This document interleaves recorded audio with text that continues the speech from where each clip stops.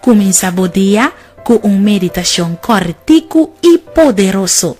Awe Dios que papo medita. Presenta pa Romaida Stasia.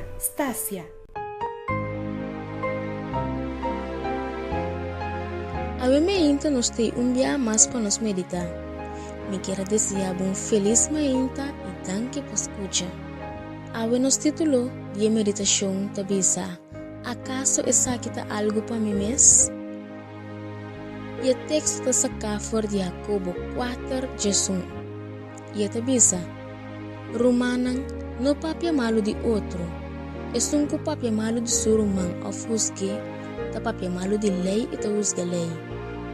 E se abo ta usga lei, em vez de obedecer, bota hasibo mes juez ribaje. Dios ta é único autor de lei. Pues ta é só por juzgar, é só por salvar.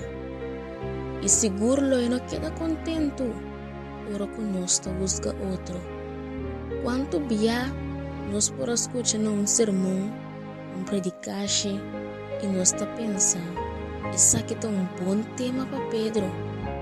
De como, ora que está mensagem de despertamento ou correção, é bom para Pedro, pero maneira é mensagem de fortaleza, se é bom para mim. Me está buscando Pedro, sem que luta de vida está ribando. Quizás Pedro está uno, que exclama todo dia na Deus, para Deus ayude com sua debilidade. Acaso essa aqui porta algo para mim mesmo? Me quero meditar a riba o título e o versículo aqui. E láganos por basaca lo que Deus que bisa nós mesmos for de cada mensagem. Ban stop de juzga e wak outro, ban wak na Cristo.